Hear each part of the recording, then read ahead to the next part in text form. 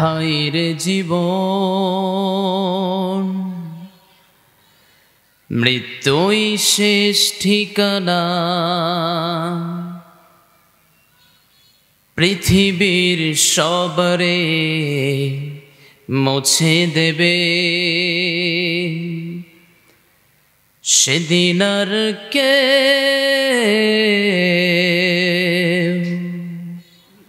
সাথে থাকবে না, সাথে থাকবে না। আমার যখন ফোড়াবে দিন আসবে গহীন রাতি, আমার যখন ফোড়াবে দিন আসবে গহীন রাতি। থেকো আল্লাহ এ জীবনে হয়ে চিরসাথী, আসবে গহীন রাতি। জীবন নদীর দুকুল জুড়ে আসলে অমানিশা, থাকবে না আর দু চোখ জুড়ে একটু আলোর দিশা।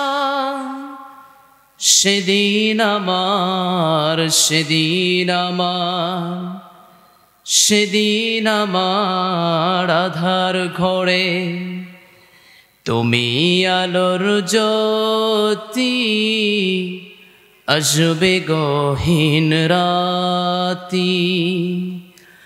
আমার যখন ফোড়াবে দিন আসবে গহীন রাতি। থেকো আল্লাহ এ জীবনে হয়ে চিরসাথী, আসবে গহীন রাতি, আসবে গহীন রাতি।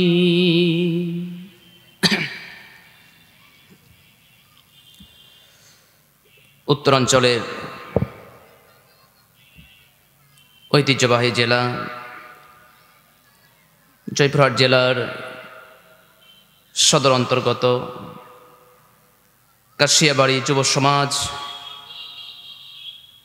ইন্তেজামিয়া কমিটি কর্তৃক আয়োজিত তাফসীরুল কোরআন মাহফিলের সম্মানিত সুযোগ্য সভাপতি, জয়পুরহাটের সুপরিচিত মুখ, হাজারো আলেমের উস্তাজ,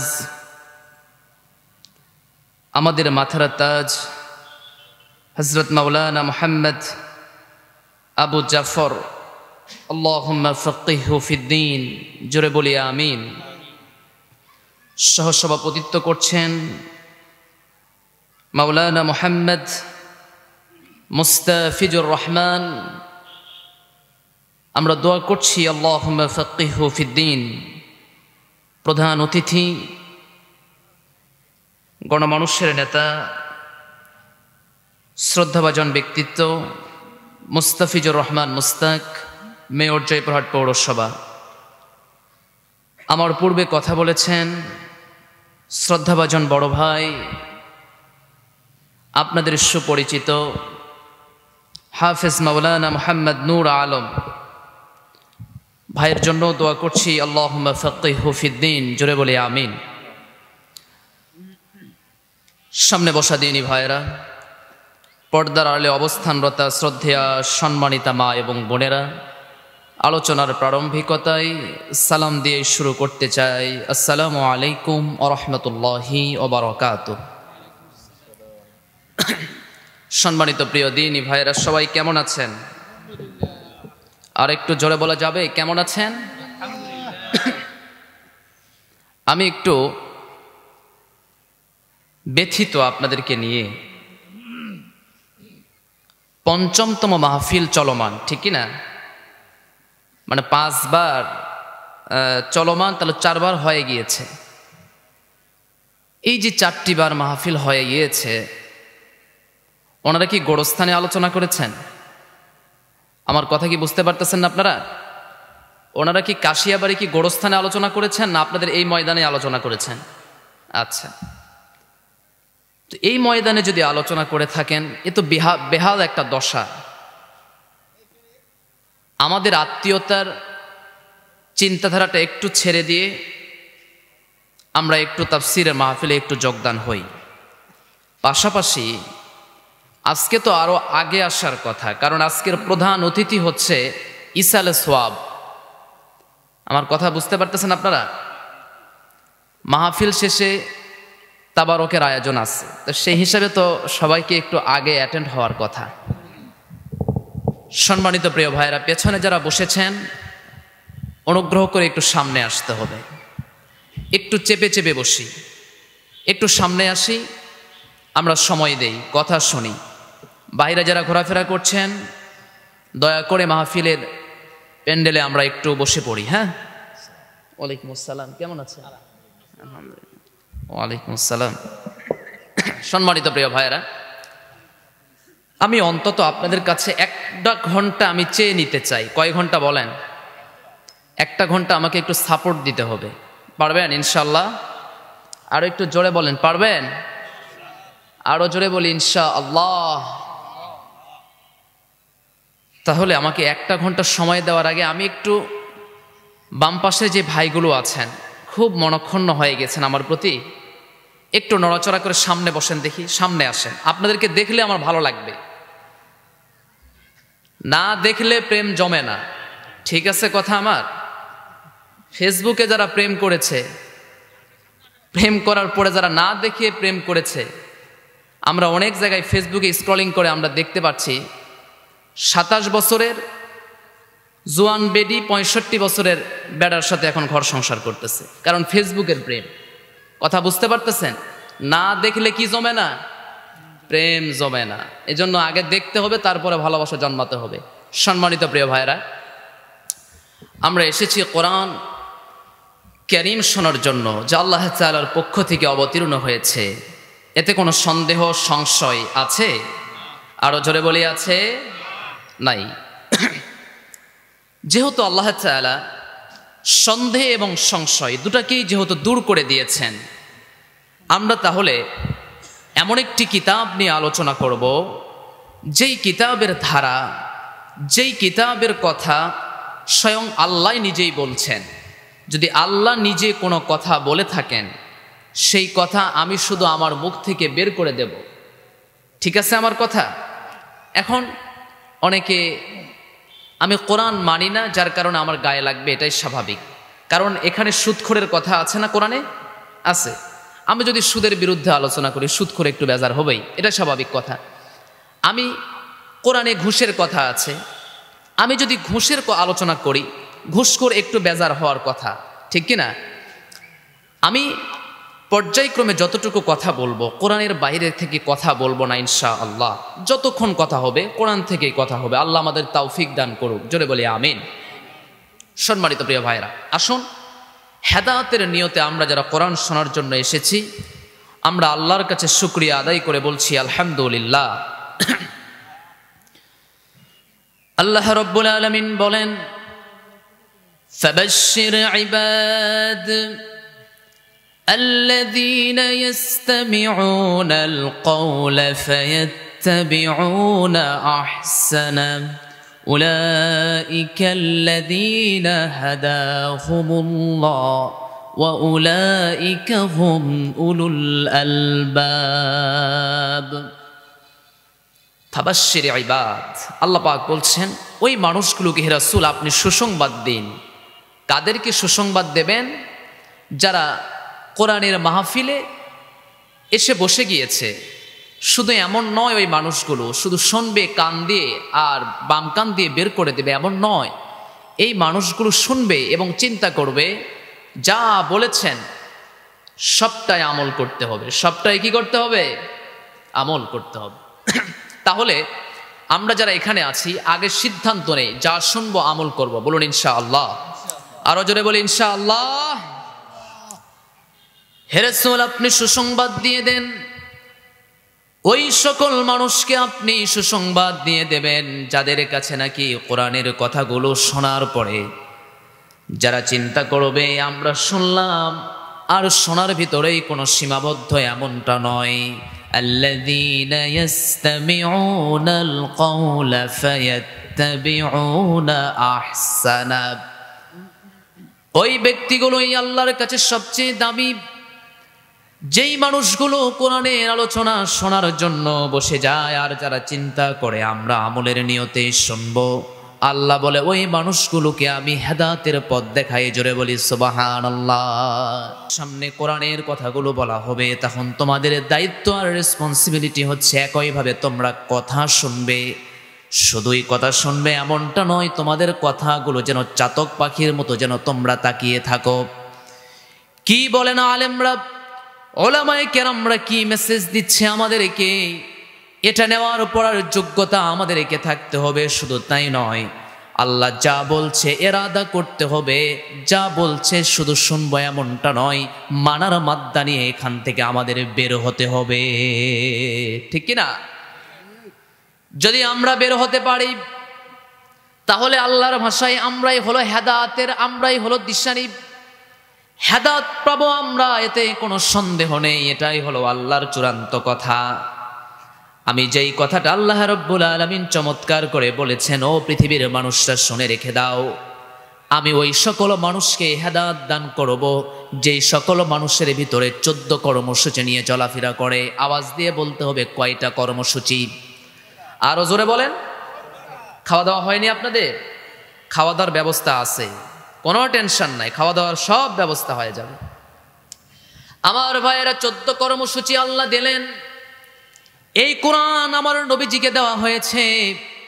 নবীজিকে দেওয়ার একটাই কারণ হলো রাসূল এই কোরআন দিয়ে শুধু আপনি আপনার পরিবার চালাবেন এমনটা নয়, আপনার এই কোরআন দিয়ে সমাজ শুধু চালাবেন এমনটা নয়, আপনাকে আমি 14টা কর্মসূচি দিয়েছি।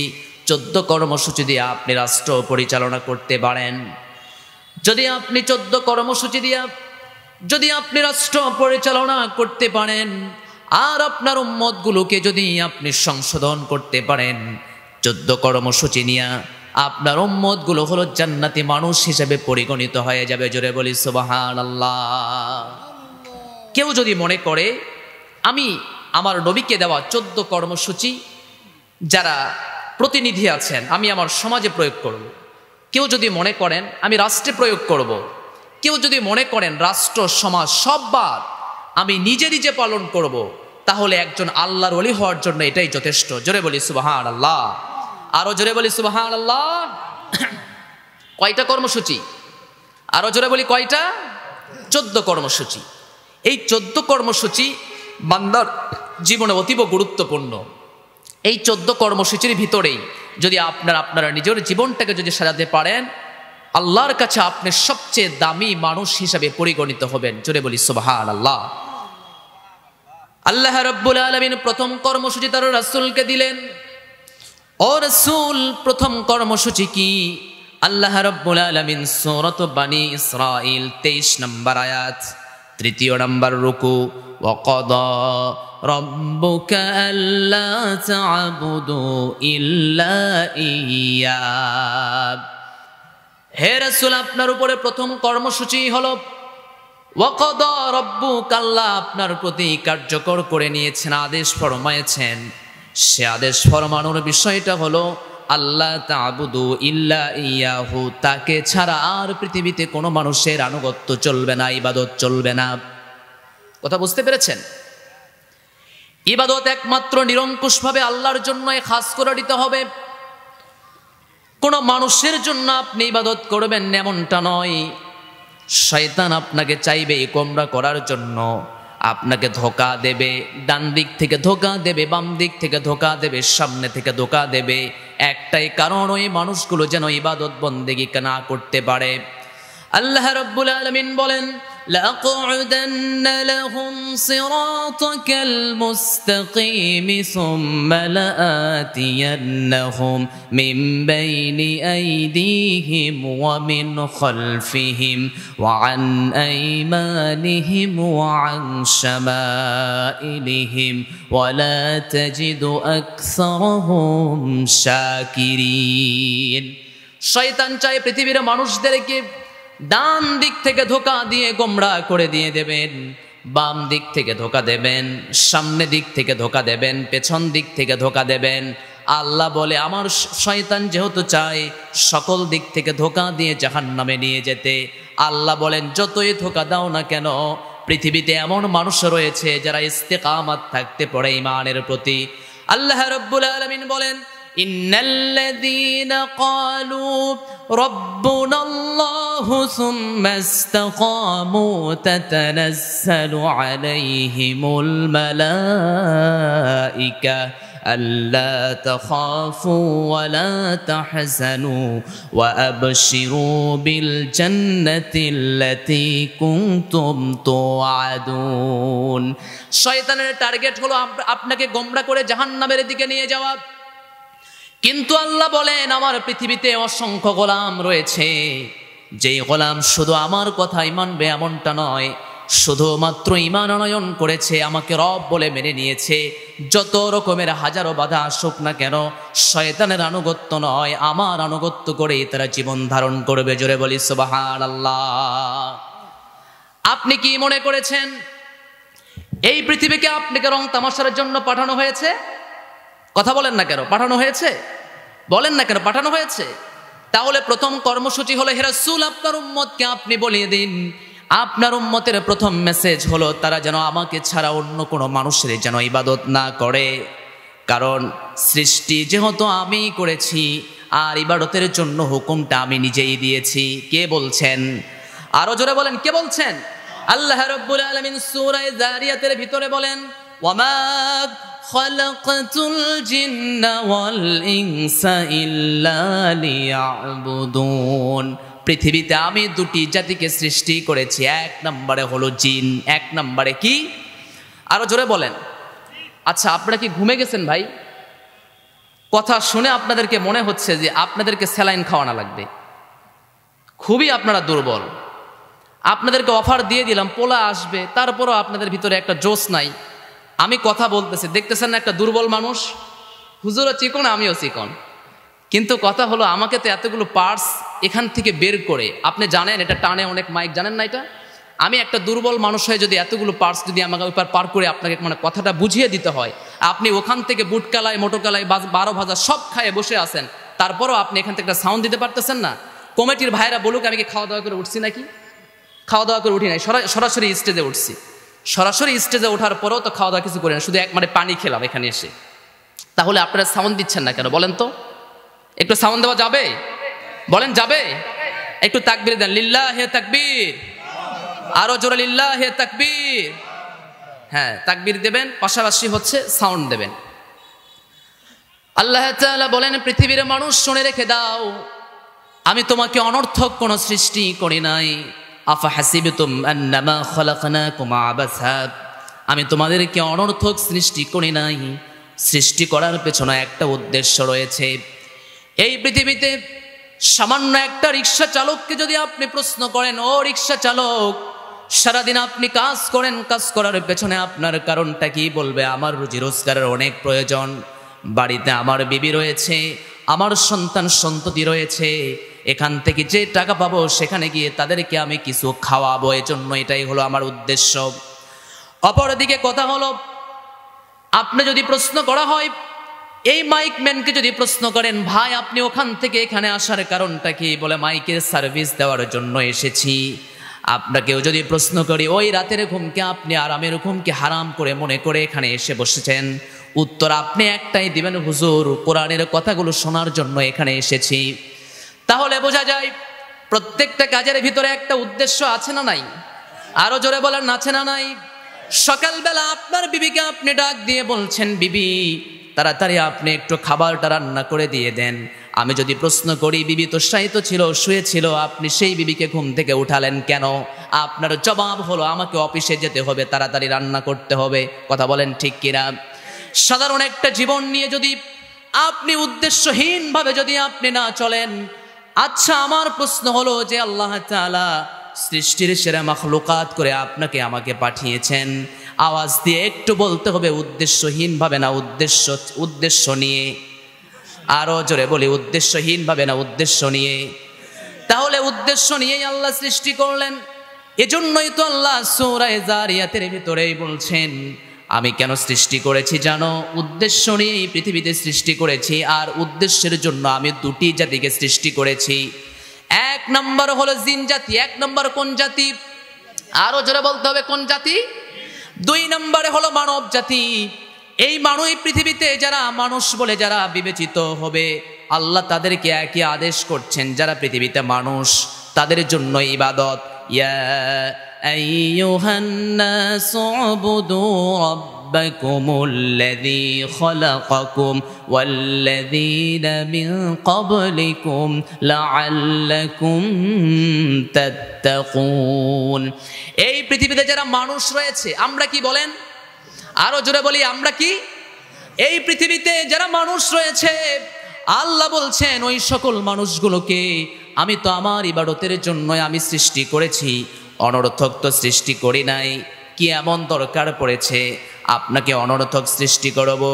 সাধারণ 65 বছরের জিন্দেগিতে, সাধারণ 100 বছরের জিন্দেগিতে আপনি উদ্দেশ্যহীনভাবে চলেন না, কিন্তু আমি একটা দীর্ঘস্থায়ী জীবন আপনাকে আমি দান করেছি।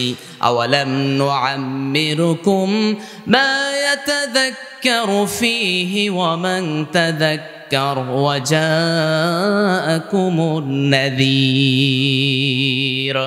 আল্লাহ বলছে তোমাকে একটা সময় দিয়েছিলাম, এই সময়ের দীর্ঘায়ু একটা সময় হলো 65 বছর কাউকে দান করেছেন, কাউকে 7 বছরের জিন্দেগি দান করেছেন, কাউকে 70-এর একটি জিন্দেগি দান করেছেন, কাউকে আবার সেঞ্চুরি মারার মতো যোগ্যতাও আল্লাহ দান করেছেন। কথা বলেন ঠিক কিনা?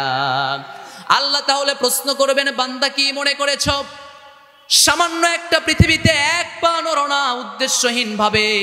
আমি যে তোমাকে 65 বছর বা 70 বছরের একটা হায়াত দান করলাম, এমনি এমনি কি হায়াত দান করেছি নাকি? তাহলে কেন আপনি দান করেছেন? আল্লাহর একটাই কথা, আনুগত্য করতে হবে, ইবাদত করতে হবে, কোনো মানুষের নয়। ইবাদত করতে হবে কার? আরো জোরে বলতে হবে কার? আমি চাই না তোমরা দুনিয়াতে এসেছো, রোজগারের প্রয়োজন রয়েছে, টাকা পয়সার প্রয়োজন রয়েছে, তবে মনে রেখে দাও আমি চাই না তোমরা ব্যাংক ব্যালেন্স করে কোটিপতি হয়ে যাবে, সেখান থেকে আমি ভ্যাট বসাবো, এমনটা নয়।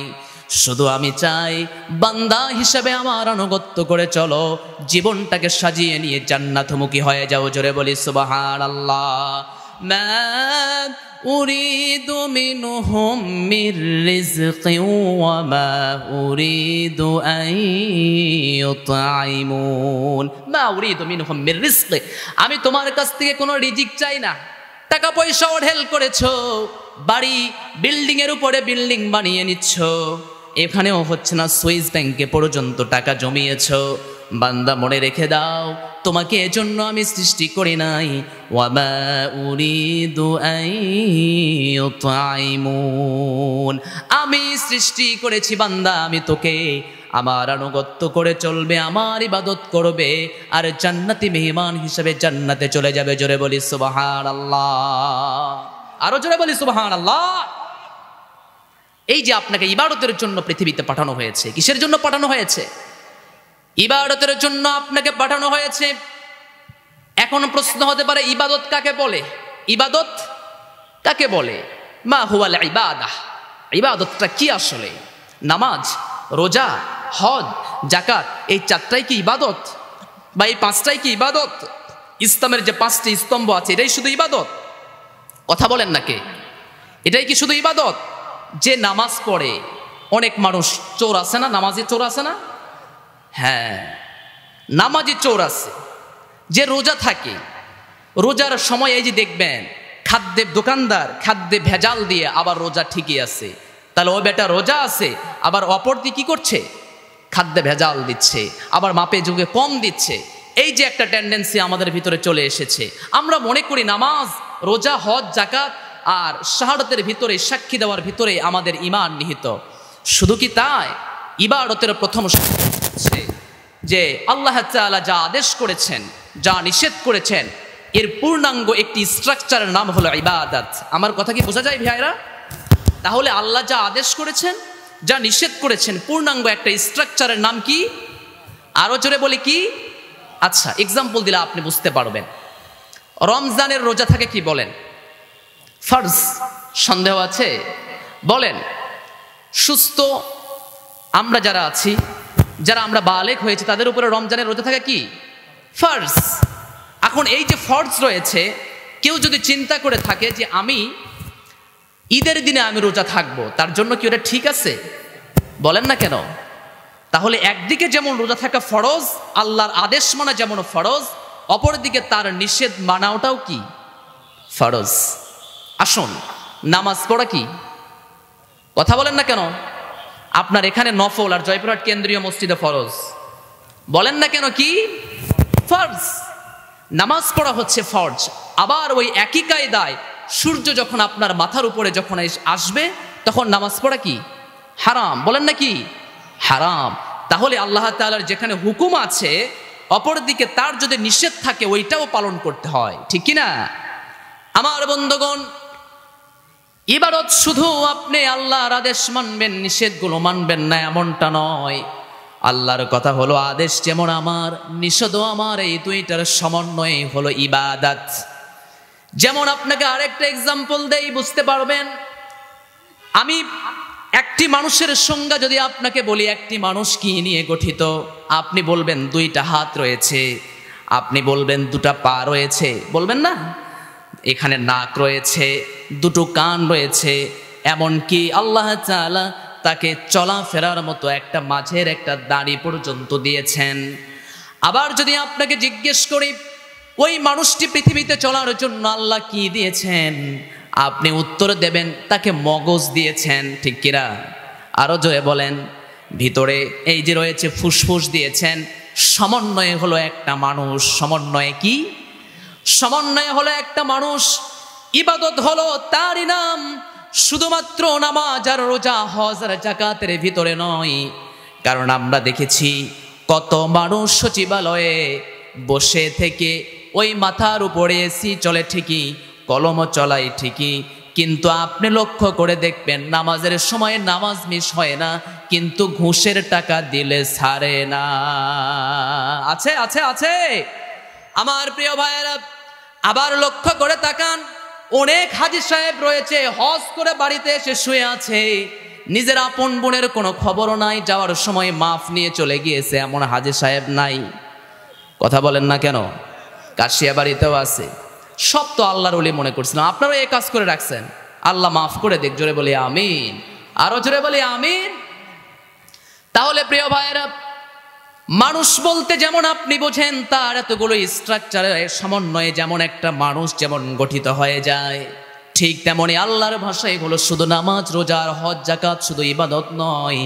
আল্লাহ যেখানে যা আদেশ করেছেন, যা নিষেধ করেছেন, সমন্বয় করে চলায় নাম হলো ইবাদত। জোরে বলি সুবহানাল্লাহ।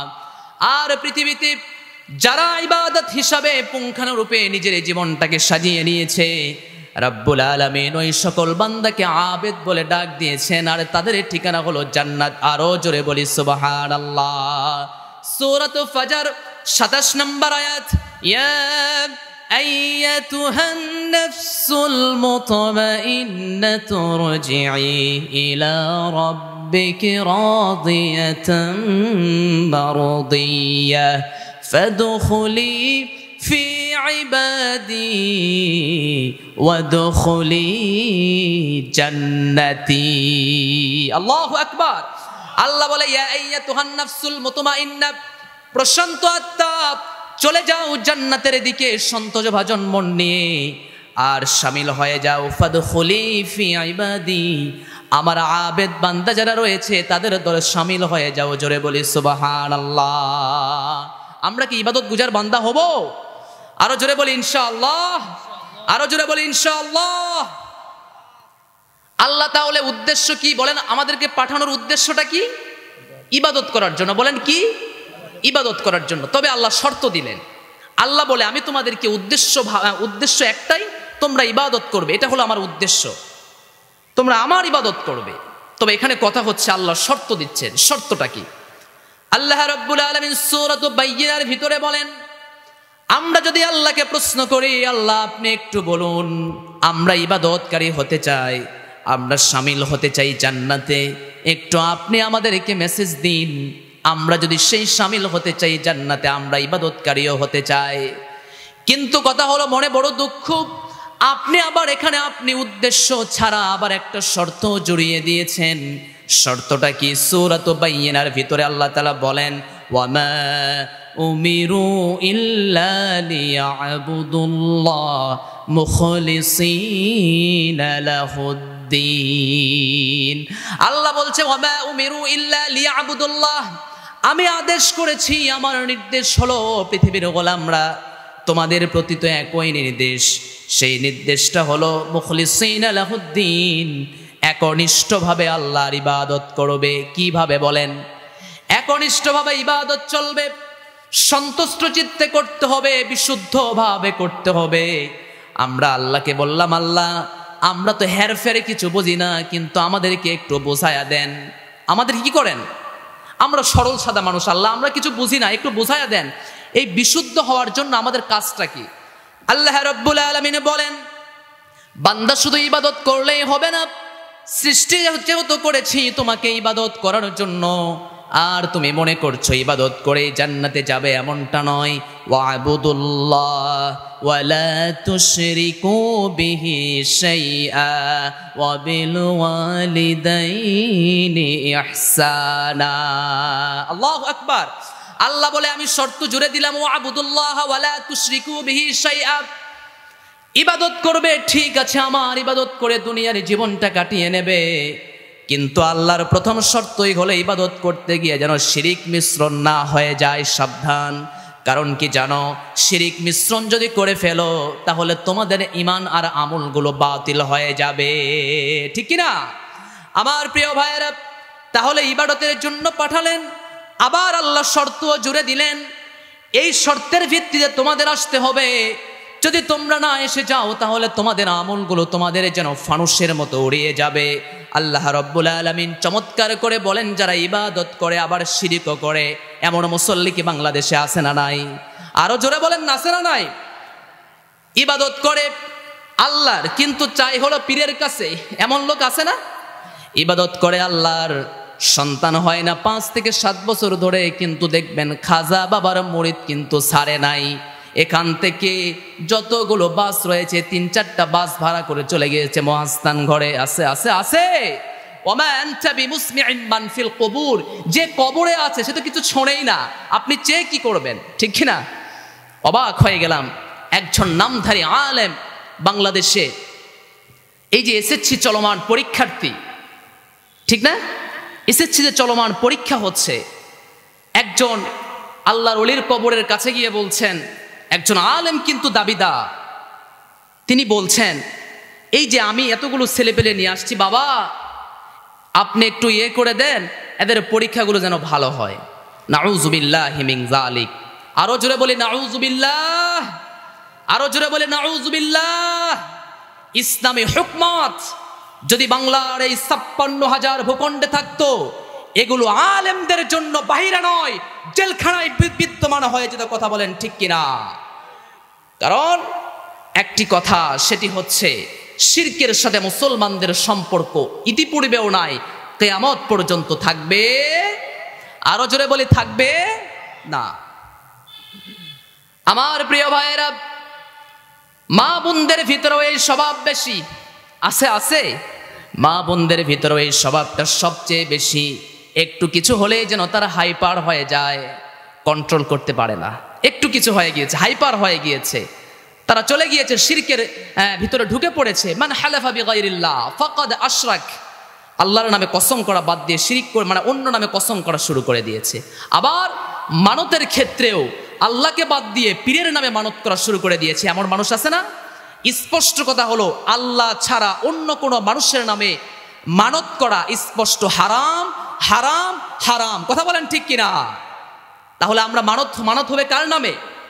আরো জোরে বলি কার নামে? আল্লাহর নামে। তাহলে আল্লাহ পাঠালেন ইবাদতের জন্য, আবার শর্ত জুড়ে দিলেন, ও পৃথিবীর মানুষরা শুনে রেখে দাও, ইবাদত করবে সমস্যা নাই, তবে কথা হলো ইবাদতের সাথে যেন আমার সমকক্ষ কাউকে স্থাপন না করো। যদি করে ফেলো, আল্লাহর চমৎকার একটি ঘোষণা হলো, কুল হাল নুনাব্বিউকুম বিল আখসারিনা আমালা আল্লাযীনা দাল্লা সায়ুহুম ফিল হায়াতিদ দুনিয়া وهم يحسبون أنهم يحسنون صنعا। আল্লাহ বলছে পৃথিবীর মানুষ শুনে রেখে দাও, অনেক মানুষ রয়েছে যারা রাতভর ইবাদত করে, যারা তাহাজ্জুদ পর্যন্ত মিস করে না, যারা এই শীতের কনকনে রাত, কিন্তু দেখবেন এই ঠান্ডা পানির ভিতরেও তারা ওযু বানায়া তারা মসজিদে চলে গিয়েছে। আছে না নাই? আরো জোরে বলেন আছে আছে। এই মানুষগুলো চলে গিয়েছে, পৃথিবীর কোনো মানুষকে দেখে ভয় নয়, একমাত্র আল্লাহকে দেখেই ভয় করে তারা মসজিদে চলে গিয়েছে। কিন্তু কথা হলো, আমি যখন কিয়ামতের দিন ওই মানুষগুলোর যখন আমল দেখব, আর যখন দেখব এই মানুষগুলো শিরকের সাথে লিপ্ত ছিল। কির সাথে লিপ্ত ছিল? শিরকের সাথে লিপ্ত ছিল। আল্লাহ পাক বলছেন আখসারিনা আমালা, আমি তার আমলগুলোকে ধূলিসাৎ করে দিয়ে দেব, আমলগুলো কোনো কাজে আসবে না। আমরা বললাম আল্লাহ তাহলে এত কষ্ট করে ইবাদত করলে আমলগুলো আপনি কি করবেন? আল্লাহ তাআলা বলেন, ওয়াকাদিমনা ইলা মা আমিলু মিন আমালিন ফাজআলনাহু হাবাআম মানসুরা। আল্লাহু আকবার। আল্লাহ বলে ওই সকল মানুষের আমলগুলো ফানুসের মতো উড়াইয়া দেব, একটাও আমার কোনো কাজে আসবে না। মানুষের আমল নামার ভিতরে যখন আমি দেখব এই মানুষটার ভিতরে রয়েছে শিরিকের কথা রয়েছে, শিরিক মিশ্রিত আমল রয়েছে, ওই আমলটা আর আমার কাছে গ্রহণযোগ্য হবে না। আনতা হাবাতা আমালুকুম ওয়া আনতুম লা তাশউরুন। ওই মানুষটার আমলটা আমি বরবাদ করে দেব, ধ্বংস করে দিয়ে দেব। ওই আমলটা যা হোক না কেন তা কোনো একটা কাজেও আসবে না। রাসূল হে, আপনিও সাবধান হয়ে যান। শুধু আপনার উম্মতকে বলছি এমনটা নয়, আপনি রাসূল হিসাবেও যদি এই ভুল করে থাকেন, শিরিক মিশ্রিত কোনো ইবাদত করে থাকেন, একই ফরমালিটি আপনার জন্য, আপনার ইবাদতগুলোকে আমি ফানুসের মতো উড়িয়ে দেব। আল্লাহ তাআলা বলেন, ওয়ালাকাদ উহিয়া ইলাইকা ওয়া ইলাল্লাযীনা মিন ক্বাবলিকা লাইন আশরাকতা লায়াহবাতান্না আমালুক ওয়ালাতাকুনান্না মিনাল খাসিরিন। আল্লাহ বলে, ওয়ালাকাদ উহিয়া ইলাইকা ওয়া ইলাল্লাযীনা মিন ক্বাবলিক, রাসূল হে, আপনার পূর্বেও যত পয়গম্বর এসেছিলেন সকল পয়গম্বরকে একই নসিহত করেছি, তাদের কওমকে একই কথা বলেছি। ওয়ালাকাদ উহিয়া ইলাইকা, আপনার প্রতি, ওয়া ইলাল্লাযীনা মিন ক্বাবলিক, আপনার পূর্বেও একই মেসেজ। কি মেসেজ? লাইন আশরাকতা, যদি আপনি শিরিক করে ফেলেন। কাকে বলা হচ্ছে? রাসূলকে বলা হচ্ছে। কাকে বলা হচ্ছে? আরো জোরে বলি, কাকে বলা হচ্ছে? হে রাসূল, লাইন আশরাকতা, যদি আপনি যদি শিরিক করে ফেলেন, লা ইয়াহবাতান্না আমালুক, তাহলে আপনার আমলগুলো ফানুসের মতো উড়িয়ে যাবে। কথা চিন্তা করে দেখেছেন কথাটার কত বড় ওজন? যে রাসূল সাল্লাল্লাহু আলাইহি ওয়াসাল্লাম পৃথিবীর সেরা মানুষ, যেই রাসূল হলেন শুধু সেরা মানুষ নয়, সর্বদিক থেকে আমাদের জন্য অনুকরণীয়, অনুসরণীয়, ঠিক কিনা? আরো জোরে বলি, এই যে একটা সেরা মানুষ, তাকেও পর্যন্ত আল্লাহ তাআলা বলছে লাইন আশরাকতা, যদি আপনিও শিরিক করে ফেলেন রাসূল সাবধান, লা ইয়াহবাতান্না আমালুক, তাহলে আপনার আমলটাও আমি ধ্বংস করে ফেলবো। ওয়ালা তাকুনান্না মিনাল খাসিরিন, আপনি খুসরানদের অন্তর্ভুক্ত হয়ে যাবেন। জোরে বলি নাউযুবিল্লাহ। আরো জোরে বলি নাউযুবিল্লাহ। আমার প্রিয় ভাইয়েরা, ইবাদতের জন্য আল্লাহ পাঠালেন, কিন্তু শর্ত দিলেন শিরিক করা যাবে। আরো জোরে বলি শিরিক করা যাবে। লোকমান আলাইহিস সালাম তার পুত্রকে প্রায় 13টির মতো উপদেশ দিয়েছিলেন, বাবা এই কাজগুলো করবে, এই জায়গা থেকে ফিরে দাঁড়াবে। তার ভিতরে 13টির ভিতরে প্রথম নসিহত হলো লোকমানের পুত্রকে, ও পুত্র, সব কিছু করতে পারো, তবে শিরকের ধারে কাছে তোমাকে যাওয়া যাবে না।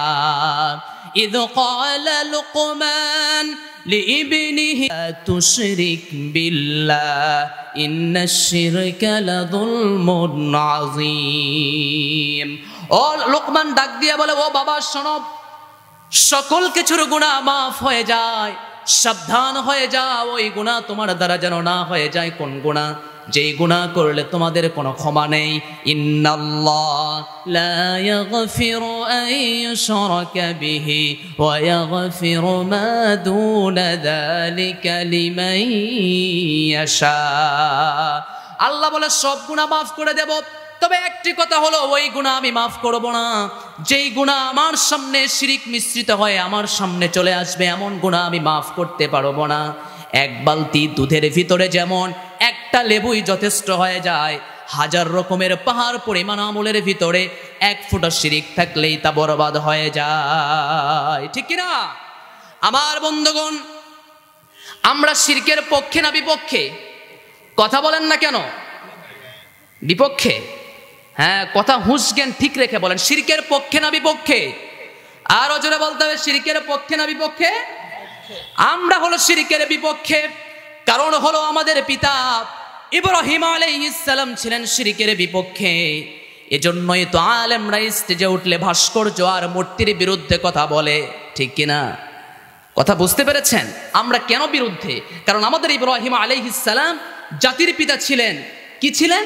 তিনি মূর্তির বিরুদ্ধে ছিলেন, তিনি ছিলেন ভাস্কর্যের বিরুদ্ধে, তিনি ছিলেন তাওহীদের পক্ষে। কথা বলেন ঠিক কিনা?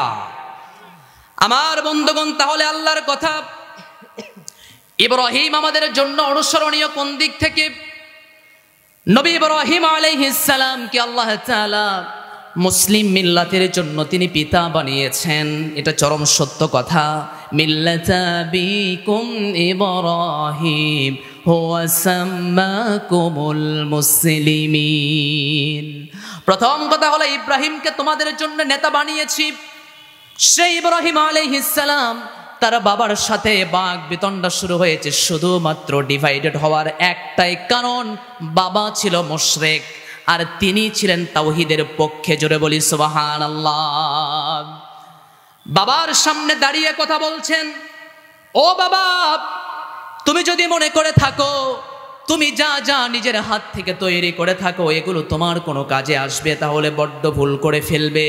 ইদ ক্বালা লিয়াবিহি ইয়াসার আতাত্তাখিযু আসনামান ইলাহা। ইব্রাহিম আলাইহিস সালাম তার বাবাকে ডাক দিয়ে বললেন, ইদ ক্বালা লিয়াবিহি আযার, তার বাবাকে ডাক দিয়ে বললেন, আতাত্তাখিযু আসনামান ইলাহা, গ্রহণ করবে নাকি ওই সকলকে যা প্রতিমা হিসাবে তোমরা চালিয়ে দাও, মূর্তি পূজা হিসাবে তোমরা নিজে নিজেই বানাও, এমনটাকে কি তোমরা গ্রহণ করেছো নাকি? ইন্নী আরাকা ওয়া কওমাকা ফী দালালিম মুবিন, আমি দেখছি আপনি এবং আপনার কওমরা পথভ্রষ্টতায় রয়েছে। দেখেছেন বাবার সামনে কেমন হিম্মত নিয়ে কথা বলতে হয়? কার সামনে কথা বলতে হয়? বাবার সামনে। বাবা যদি মুশরিক হয়, ওই বাবার বিরুদ্ধেও এভাবে জোর শক্তভাবে কথা বলতে হবে। অপরদিকে যদি আমার দলীয় কোনো নেতা যদি আমার বিরুদ্ধে নয়, সে যদি ইসলাম বিদ্বেষী হয়ে যায়, ইব্রাহিমের ভূমিকা পালন করে আমাকেও সেখানে প্রোটেস্ট করে সামনে দাঁড়িয়ে যেতে হবে। কথা বলেন ঠিক কিনা? আমার প্রিয় ভাইয়েরা, ইব্রাহিম আলাইহিস সালাম তার বাবাকে বললেন, বাবা তুমি নিজেই মূর্তি বানাও, আবার সেই মূর্তিগুলোই তোমরা পূজা করছো, কেমন কথা? আমি তোমাকে দেখছি বাবা, তোমার কওমকে দেখছি বাবা, তোমরা সবাই গোমরাহির পথে রয়েছ। আজীব কথা, তুই তো আমার পেট থেকে বের হয়েছিস, পেট থেকে বের হয়ে আমার বিরুদ্ধে কথা বলার সাহস কেমনে আসে? ইব্রাহিম আলাইহিস সালাম বললেন, বাবা আমি তো আপনার একইভাবে রবের সান্নিধ্যে যাওয়ার জন্য ওই যে আকাশের তারকা রয়েছে, আকাশের তারকার দিকে আমি লক্ষ্য করেছি, কিন্তু বাবা আমি যখন লক্ষ্য করে দেখলাম আকাশের তারকার দিকে, ওই তারকার দিকে চিন্তা করছিলাম, ক্বালা হাযা রব্বি, এটাই হতে পারে আমার রব। বাবা আপনি শুনে রেখে দেন, আমি যখন চিন্তা করলাম এটাই হতে পারে আমার রব, সঙ্গে সঙ্গে আমি বলে ফেললাম এটা আমার দ্বারা সম্ভব না। একটু পরে আমি যখন দেখলাম, ফালাম্মা আফালা ক্বালা লা উহিব্বুল আফিলিন, ওই তারকা যখন ডুবে চলে গেল, আমি স্থায়ীভাবে সিদ্ধান্ত নিয়ে নিলাম যা ডুবে যায় তা কখনো রব হতে পারে না, কারণ রব হবেন তিনি। কুল্লু মান আলাইহা ফান ওয়া ইয়াবকা ওয়াজহু রাব্বিকা যুল জালালি ওয়াল ইকরাম। পড়ুন সবাই, ফাবিআইয়ি আলাই রাব্বিকুমা তুকাযযিবান। আল্লাহু আকবার। আল্লাহ বলে কুল্লু মান আলাইহা ফান, পৃথিবীর সব কিছু ফান হয়ে যাবে, সব কিছু একদিন না একদিন ধ্বংস হয়ে যাবে। ও বাবা, রব তো হবেন তিনি, সব ধ্বংস হয়ে যাওয়ার পরে যিনি স্থায়ী থাকবেন। আল্লাহু লা ইলাহা ইল্লা হুয়াল হাইয়ুল কাইয়্যুম লা তাখুযুহু সিনাতুন ওয়ালা নাওম লাহু মা ফিস সামাওয়াতি ওয়া মা ফিল আরদ মান যাল্লাযী ইয়াশফা'ু 'ইনদাহু ইল্লা বিইذনি ইয়া'লামু মা বাইনা আইদিহিম ওয়া মা খালফাহুম ওয়া লা ইউহীতুনা বিশাইইন মিন ইলমিহি ইল্লা বিমা শাআ وسع كرسيه السماوات والأرض ولا يؤوده حفظهما وهو العلي العظيم الله أكبر রব তো হবেন তিনি যিনি স্থায়ী ক্ষমতা থাকবে। কথা বুঝতে পেরেছেন?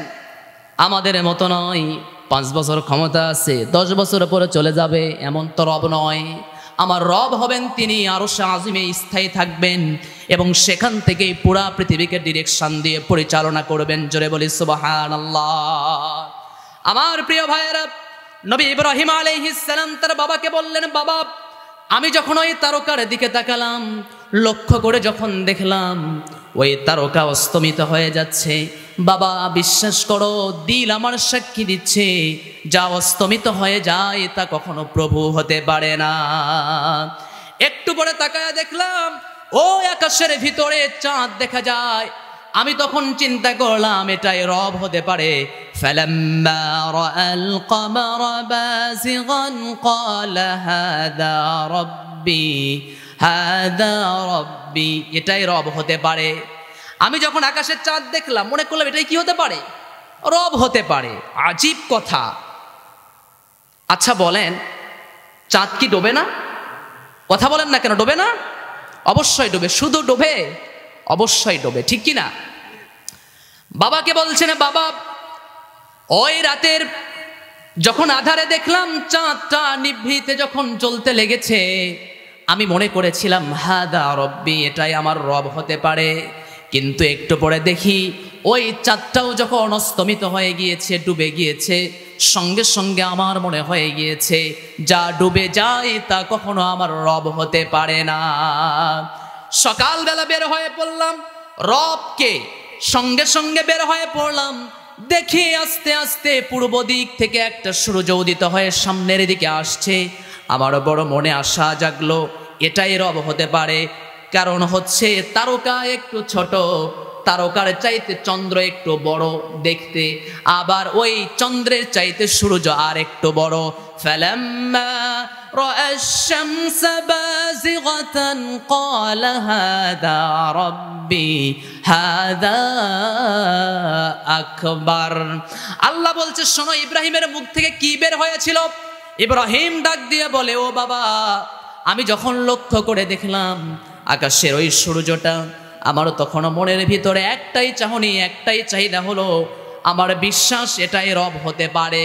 কারণ কথা হলো ওই চাঁদ আর ওই অপর দিকে তারকার চাইতে এটা হলো একটু বড় আছে দেখতে। হাযা আকবার, এটা একটু বড়, তাহলে এটাই রব হতে পারে। বাবা লক্ষ্য করে থাকো, একটু চিন্তা ফিকির করো। আমি যখন দেখলাম সূর্য যখন অস্তমিত হয়ে গেল, পশ্চিম দিকে ডুবন্ত হয়ে গেল, ডোবার যখন সময় হয়ে গিয়েছে, ওই সূর্য আর 1 সেকেন্ড পর্যন্ত দেরি করে নাই, ওই সূর্য ডুবে গিয়েছে। আমি বুঝতে পারলাম এটাও কখনো রব হতে পারে না। কারণ যা ডুবে যায় তা কখনো বান্দার কল্যাণকর প্রভু হতে পারে না। পারে? কারণ ওর তো নিজেরই স্থায়ী নাই, ঠিক কি না? কথা বলেন না কেন? যার স্থায়ী নাই সে আমাকে উদ্ধার করবে বিপদ থেকে। ও বাবা শুনে রেখে দাও, আমি বুঝে গিয়েছি ওই তারকাকে পরীক্ষা করেছি, লক্ষ্য করে দেখেছি ওই তারকা আমার রব নয়। আমি আকাশের চাঁদ আমি দেখেছি, ওই আকাশের চাঁদের দিকে লক্ষ্য করে দেখি ওই চাঁদ আমার রব নয়। আমি সূর্যকে আমি অ্যানালাইসিস করে দেখেছি, ওই সূর্যও আমার রব নয়। তাহলে কি? লা তাসজুদু লিশ-শামসি ওয়ালা লিল-কমার ওয়াসজুদু লিল্লাহিল্লাযী খালাকাহুন্না ইন কুনতুম ইয়্যাহু তা'বুদুন। আমি বুঝতে পেরেছি ওই আকাশের তারকা রয়েছে, ওই আকাশের চন্দ্র রয়েছে, ওই আকাশের সূর্য রয়েছে, এগুলো কখনো সিজদা পাওয়ার আর ইবাদত পাওয়ার যোগ্য নয়। আমার যোগ্য হলো তিনি। ইন্নী ওয়াজ্জাহতু ওয়াজহিয়া লিল্লাযী ফাতারাস সামাওয়াতি ওয়াল আরদ হানিফান ওয়া মা আনা মিনাল মুশরিকিন। আমি আমার মুখমণ্ডলকে ফিরে আনিলাম, আমি আমার যাবতীয় মুশরিকদের যত কৃষ্টি কালচার রয়েছে সকল কিছু থেকে আমি মুখ ফিরিয়ে নিলাম, সঙ্গে সঙ্গে মোতাবজ্জ হয়ে গেলাম আপনার দিকে। আর আমি ঘোষণা দিয়ে দিলাম আমি মুশরিকদের অন্তর্ভুক্ত নয়। জোরে বলি সুবহানাল্লাহ। বাবা, আমাকে চন্দ্র আমাকে পরীক্ষা করা শেষ, সূর্য পরীক্ষা করা আমার শেষ, ওই আকাশের সেই ছোট ছোট তারকাগুলো এগুলোও পরীক্ষা করা আমার শেষ। সবগুলো পরীক্ষা করে আমার সিদ্ধান্ত হয়েছে একটাও প্রভু নয়, কারণ এগুলো তো স্থায়ী হয় না। যার যখন সময় হয়ে যায়, ইউকাউবিরুল লাইলা আলান নাহার ওয়া ইউকাউবিরুন নাহার আলাল লাইল, যার যখন সময় হয়ে যায় সে যখন নিভে চলে যায়, তাহলে এরা কেমনে রব হয়? ঠিক কি না? কথা বলেন না কেন? ও বাবা, এখন প্রশ্ন হলো আকাশের তারকা যেহেতু রব নয়, ও বাবা ওই যে সূর্য দেখছো ওই সূর্যও যেহেতু রব নয়, কিন্তু আমার একটা প্রশ্ন হলো নিজ হাতে যেই প্রতিমাগুলোকে আপনি বানান সেটাও তো আমাকে রব মনে হয় না। আজীব কথা, রব মনে হয় না মানে তোমার বাবা হিসাবে সবগুলো নিজেই তৈরি করে আবার বাবার সামনে এসে বলছো এগুলো আমার রব মনে হয় না। ইব্রাহিম আলাইহিস সালাম বললেন কেমনে রব মনে হবে? ইয়া আবাতি লিমা তা'বুদু মা লা ইয়াসমা ওয়া লা ইউবসিরু ওয়া লা ইউগনি আনকা শাইআ। ও বাবা, কেমনে আমি তাকে রব বলে মেনে নেব? ইয়া আবাতি লিমা তা'বুদ, কেমনে ইবাদত করব? মা লা ইয়াসমা, সে তো শোনে না, ওয়া লা ইউবসির, সে তো দেখে না, ওয়ালা ইউগনি, আমার তো ভালো কিছু মন্দ কিছু উপকার করার কোনো ক্ষমতা রাখে না। বলে দিবনি ওয়ালা ইউগনি আনকা শাইআ, আমার যেহেতু কোনো উপকার করার যেহেতু কোনো ক্ষমতা রাখে না, তাহলে বুঝে নিতে হবে বাবা এটা কখনো রব হতে পারে না। পারে? কথা বলেন না কেন? পারে। কিন্তু আপনি নিজ হাতে বানান, নিজ হাতে আপনি তৈরি করেন, আবার সেগুলোর কাছে আপনি মাথা নত করেন, সঙ্গে সঙ্গে বাবা এবার কঠোর খেপে গেলেন। চিন্তা করতেছেন বাবা তুমি কি আমার বিরুদ্ধে যাবা নাকি? ক্বালা আরাগিবুন আনতা আন আলিহাতি ইয়া ইব্রাহিম, তুমি কি আমার বিরুদ্ধে কি বিষোদ্গার করবা? আমি যেগুলো বানাই এগুলোর বিরুদ্ধে কথা বলবা? আমি যেগুলো নিজে বাবা হিসেবে বানাই তুমি কি তার সন্তান হিসেবে কি বিরোধিতা করবা? এবার ইব্রাহিম আলাইহিস সালাম বললেন অসম্ভব, আমি পারবো না। আমি যেহেতু প্রথমেই বলেছি আমি মুশরিকদের অন্তর্ভুক্ত নয়। সঙ্গে সঙ্গে জবাব দিলেন লা ইল্লাম তাতাহি লা আরজুমান্নাকা ওয়াহজুরনি মালিয়া। ও বাবা, সন্তানের একটাই কথা হলো আমি মুশরিকদের অন্তর্ভুক্ত হতে চাই না, কিন্তু 2 নাম্বার কথা হলো সন্তান বলে বাবা তুমি যা কিছু করো না কেন, বাবার এবার কঠোর হুঁশিয়ারি, লা ইল্লাম তানতাহি লা আরজুমান্নাক ওয়াহজুরনি মালিয়া। শিরকের বিরুদ্ধে থেকে তুমি যদি শিরকের বিরোধিতা যদি না করো, আর যদি তুমি মনে করে থাকো শিরিক করা যাবে, তাদের কাছে চাওয়া যাবে, তাহলে মনে রেখে দাও তোমার বাবা হিসাবে তোমাকে সাপোর্ট করবে। আর যদি মনে করে থাকো শিরকের পক্ষে তুমি কথা বলবে না, বাবা হিসাবে তোমার বিরুদ্ধে এমন আইন পাশ করব পৃথিবীতে বেঁচে থাকার মতো তোমার কোনো সম্ভাবনা থাকবে না। হুঁশিয়ার হলো বাবা। শুধুমাত্র বাবাকে বলেছে যা পূজা করো, মা লা ইয়াসমা ওয়ালা ইবসির ওয়ালা ইগনি আনকা শাইআ, এগুলো দেখে না শোনে না কিছুই করতে পারে না, মাসি পড়লে খেদানোর মতো যোগ্যতাও এদের নাই। আছে নাকি? কথা বলেন না কেন? আছে? নাই। আমার প্রিয় ভাইয়েরা, ইব্রাহিম আলাইহিস সালাম তার বাবাকে একটা একটা করে বোঝাচ্ছে, লাইল্লাম তানতাহিলা আরজুমান্নাক ওয়াহজুরুনি মালিয়া। যখন তিনি বললেন, বাবা ক্ষিপ্ত হয়ে বলতেছে, হ্যাঁ এমন কি কথা তুমি বলতে চাচ্ছ? যদি আরেকদিন তুমি যদি আমার বিরুদ্ধে আর প্রতিমার বিরুদ্ধে কথা বলো, আমি কিন্তু তোমার মাথা কিন্তু চূর্ণ বিচূর্ণ করে দিয়ে দেব। সঙ্গে সঙ্গে ছেলে বললেন সালাম। কি বললেন? আরো জোরে বলে কি বললেন? সালামুন আলাইকা সাআস্তাগফিরু লাকা রাব্বি, আপনার প্রতি শান্তি বর্ষণ হোক। কারণ যেখানে মুমিনদের একটা স্বভাব হচ্ছে, যেখানে ফাসাদ হওয়ার সম্ভাবনা থাকে, গন্ডগোলের সম্ভাবনা থাকে, মুমিনরা সেখান থেকে বলে সালাম। বলেন কি বলে? তারা বলে কি বলে? বলেন। ইব্রাহিম আলাইহিস সালাম তার বাবাকে বললেন সালামুন আলাইকা সাআস্তাগফিরু লাকা রাব্বি ইন্নাহু কানা বি হাফিয়া। ও বাবা, আমার দ্বারা সম্ভব নয়, তোমার জন্য আল্লাহর কাছে আমি ক্ষমা প্রার্থনা করি। আর কথা হলো ওয়া আ'তাযিলুকুম ওয়া মা তাদউনা মিন দুনিল্লাহি ওয়া আদউ রাব্বি আসা আল্লা আকুনা বিদুআই রাব্বি শাকিয়া। ও বাবা, তুমি আমার বিরুদ্ধে যা কিছু করো না কেন, আমি তোমার পক্ষে কোনো কথা বলতে পারবো না। আমি জানি আমি যেই রবের কাছে আমি চাইবো, আসা আল্লাহ, আমার রব আশা করা যায় আমি যা চাইবো এখান থেকে আমার রব কখনো আমাকে বঞ্চিত করবে না। জোরে বলি সুবহানাল্লাহ।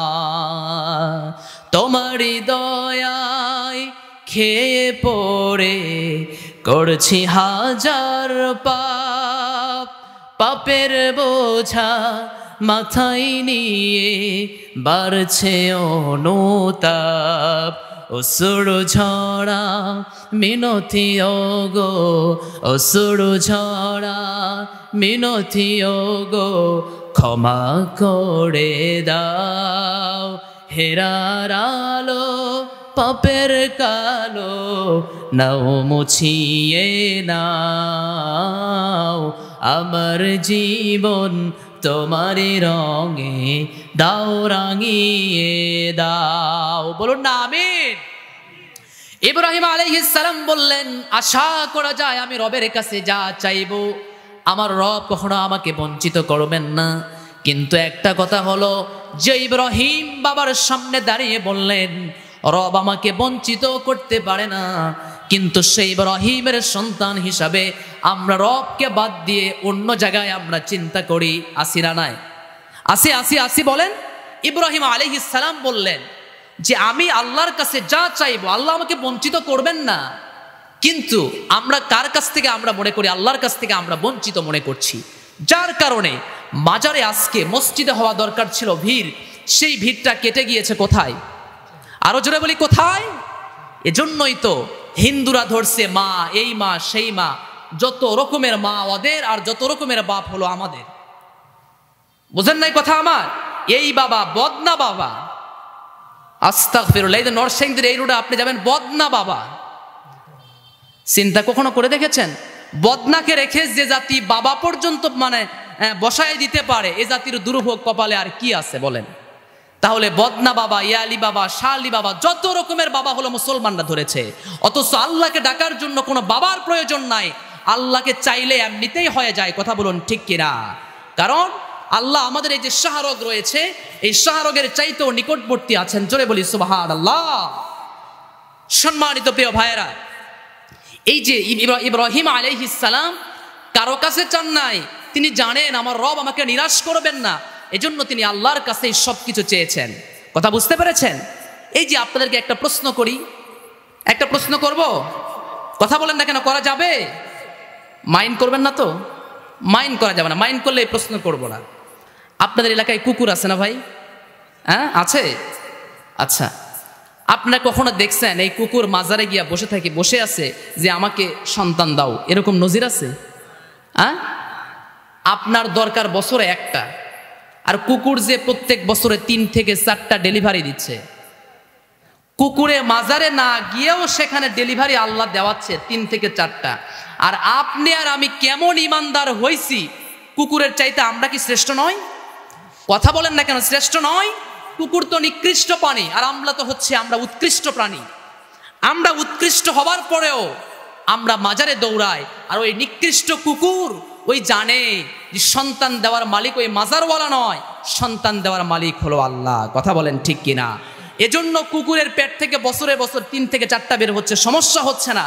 কিন্তু আমরা হতভাগা মুসলমান, সন্তান একটু না হলেই আমরা চলে যাই সেই মহাস্থানগড়, না হয় আমরা চলে যাই সেই খানজাহানের দরবারে।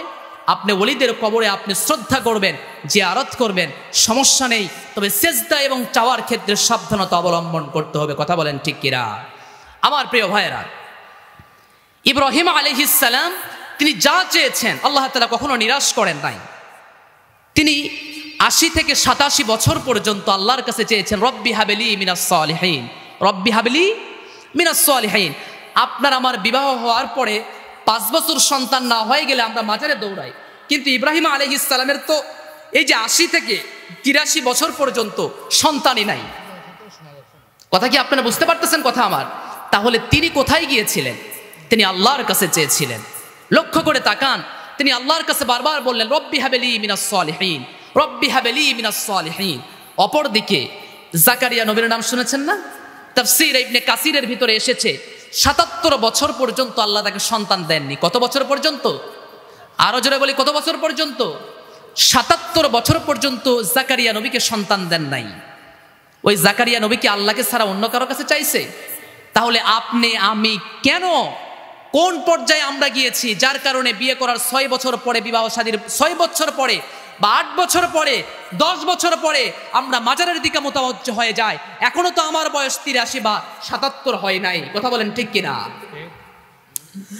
আমার প্রিয় ভাইয়েরা, ইব্রাহিম নবী যেহেতু বলল আমি যা চেয়েছি তা পেয়েছি, এর কারণটা হলো ইব্রাহিম নবী যা চেয়েছেন তাকে আল্লাহ তাই দিয়েছেন। লক্ষ্য করে দেখুন, মনে পড়ে যায় জাকারিয়া নবীকে 77 বছর পরে আল্লাহ সন্তান দান করেছিলেন। কত বছর বয়সে? 77 বছর বয়সে সন্তান দান করেছিলেন। মারিয়াম আলাইহিস সালামের খালু হলো জাকারিয়া, সন্তান হয় না। ইমরান বিনতে ফাকুদ, ইমরান বিনতে নাকি, তার সন্তান হয় না। চিন্তা করলেন সন্তান যেহেতু আমার হয় না, যদি সন্তান হয়ে যায়, ছেলে হোক অথবা মেয়ে হয়ে যাক না কেন, বাইতুল মুকাদ্দাসের আমি খাদেমা হিসেবে নিযুক্ত করব। কি করব? বাইতুল মুকাদ্দাসের খাদেমা হিসেবে নিযুক্ত করব। এই কথা বলার সঙ্গে সঙ্গে আল্লাহ রাব্বুল আলামিন কিছুদিন পরে তাদের ঘরে একটা সন্তান দিয়েছেন, কিন্তু সন্তানটা হলো মেয়ে। সন্তানটা কি? কিন্তু কথার তো একটা আমানত আছে না নাই? আরো জোরে বলেন, কথার আমানত আছে না নাই? কথার আমানত আছে। এজন্য ইমরান বিনতে নাকি তিনি চিন্তা করলেন আমার যে সন্তান হয়েছে এই সন্তানকে আমি ওয়াকফ করে দিয়ে দিলাম, বাইতুল মুকাদ্দাসে তিনি রাখবেন। একটা ছোট্ট একটা কামরা করে দেওয়া হলো, আর খালুকে বলা হলো ওয়াকাফালাহা জাকারিয়া, আপনি লালন পালন করবেন। যেহেতু জাকারিয়া আলাইহিস সালাম হচ্ছে খালু, সেক্ষেত্রে আপনি ওয়াকাফালাহা জাকারিয়া, আপনি এখানে দায়িত্বভাবে আপনি পালন করবেন। আপনি বলবেন খালুকে কেন দায়িত্ব দেওয়া হলো? খালুকে দেওয়ার দায়িত্ব একটা কারণ আছে, সেটা হচ্ছে ইয়া ইয়াহইয়া, ইয়া জাকারিয়া, ইয়া ইয়াহইয়া, ইয়া ঈসা, ইয়া ইলিয়াস, কুল্লুম মিনাস সালিহিন। এই যে নবীগুলোকে আল্লাহ তাআলা স্টেপ বাই স্টেপ নিয়ে এসেছেন, সবগুলোই ছিল সৎবান ব্যক্তি, তারা সৎকর্মশীল অন্তর্ভুক্ত ছিলেন, যার কারণে আল্লাহ তাআলা জাকারিয়া আলাইহিস সালামের হাতে তাকে উঠিয়ে দিয়েছিলেন। কথা কি বুঝতে পেরেছেন? আল্লাহর নবী জাকারিয়া আলাইহিস সালাম মারিয়াম আলাইহিস সালামের খেদমত করেন, অর্থাৎ দেখাশোনা করছেন। ছোট মানুষ, বাইতুল মুকাদ্দাসের একটা কামরাতে, পার্শ্বে একটা কামরাতে তাকে রেখে দেওয়া হয়েছে। বারবার তিনি তত্ত্বাবধানে থাকেন জাকারিয়া নবীর। হঠাৎ করে একদিন তিনি যখন রওনা হয়ে গেলেন রুমের কক্ষের দিকে, চিন্তা করছেন বারবার আর আস্তে আস্তে পা দিয়ে রুমে প্রবেশ করছেন। কুল্লামা দখল আলাইহা জাকারিয়াল মিহরাব, জাকারিয়া নবী যখন চিন্তা করে আস্তে আস্তে মারিয়াম আলাইহিস সালামের কক্ষে প্রবেশ করলেন। দখল আলাইহা জাকারিয়াল মিহরাব ওয়াজাদা ইনদাহা রিজকা, তোমার সামনে যে খাবারগুলো দেখছি এই খাবারগুলো কোথা থেকে এসেছে? আন্না লাকি হাদা ইয়া মারইয়াম, কে বলছেন? নবী জাকারিয়া বলছেন আন্না লাকি হাদা, কোথা থেকে এসেছে এই খাবার? এখন আপনাদের কাছে একটা প্রশ্ন, ভাই খাবার আসলে আশ্চর্য হওয়ার কারণটা কি? খাবার তো আসতেই পারে, ঠিক না? এখন কথা হলো আপনার সামনে যে ফলমূল রয়েছে, ইয়া মারইয়াম আন্না লাকি হাদা, এই খাবারগুলো কোথা থেকে এসেছে? প্রশ্ন করার কারণ হচ্ছে এখন আমাদের এই মৌসুমে কোন ফল পাওয়া যায় না? একটু আওয়াজ দিয়ে বলেন তো। আম পাওয়া যাচ্ছে না, কাঁঠাল পাওয়া যাবে না। হ্যাঁ আলহামদুলিল্লাহ, আপনারা পেছনের মানুষ কাঁঠাল 12 মাস খান, কাঁঠাল 12 মাস খান। এমন ভাবটা আপনারা দেখালেন যে কাঁঠাল, সামনের মানুষেরা কাঁঠাল পায় না, পেছনের মানুষ কাঁঠাল ছাড়া থাকে না। আমি জিজ্ঞেস করলাম যে আপনাদের এই সময় কি ফল হয় না? আপনারা এটাও বলতে পারতেছেন না। বলেন কাঁঠাল হয় না, শিখেন, বলেন কাঁঠাল এই সময় হয় না। আমার প্রিয় ভাইয়েরা, আন্না লাকি হাদা, এই বলার কারণটা হচ্ছে আমি যদি জয়পুরহাট কেন্দ্রীয় মসজিদের ওখান থেকে ফল বাজার থেকে 1 কেজি কমলা যদি এখান থেকে নিয়ে এসে যদি আপনাদের সামনে এখানে বসায় রাখি, আপনারা অবাক হওয়ার কিছু নাই, কারণ কমলার সময় এটা, ঠিক কিনা?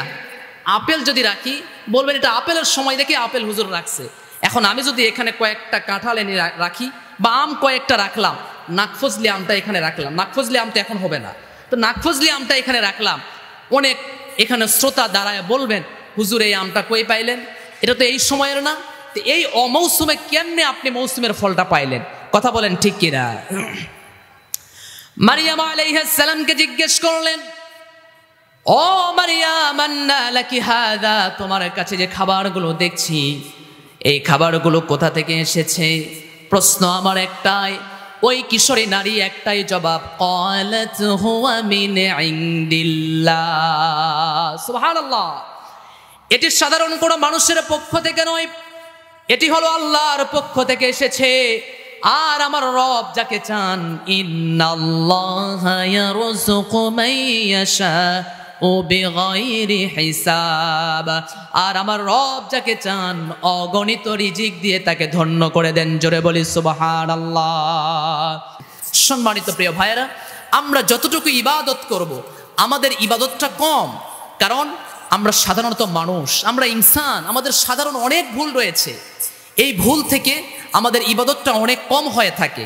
তবে ইবাদত যদিও কম হয় না কেন, আমরা যদি শিরিক মিশ্রণ নিয়ে যদি আল্লাহর কাছে না যাই, নবীজির একটি কথা হাদিসে কুদসিতে এসেছে, ইয়া ইবনে আদম লাউ বালাগাত যুনুবাকা আলাস সামা সুম্মা ইস্তাগফারতানি গফারতু লাকা ওয়ালা উবালি, হে বনি আদমের সন্তান, তোমার গুনাহ কতদূর পর্যন্ত পৌঁছিয়েছে? ওই আসমান পর্যন্ত পৌঁছিয়েছে? যদি পৌঁছিয়ে থাকে ওই গুনাহগুলোকেও মাফ করে দেব। তুমি শুধু আমার কাছে শিরিক ব্যতীত মানুষ হয়ে, ওই শিরিক মিশ্রিত বান্দাহীন হয়ে আমার কাছে এসে বলো, আল্লাহ আমি ভুল করেছি, আমি রব তোমার জিন্দেগির সমস্ত গুনাহগুলোকে মাফ করে দিব। জোরে বলি সুবহানাল্লাহ। আল্লাহ তাআলা আমাদের বাকি জিন্দেগি শিরকের উপরে নির্ভরশীল না হয় আল্লাহ তাআলা শিরিকবিহীন আমল নিয়ে যেন আল্লাহর দরবারে আমরা হাজির হতে পারি। আল্লাহ আমাদের তৌফিক দান করুক। আরো জোরে বলি আমিন, আরো জোরে বলি আমিন।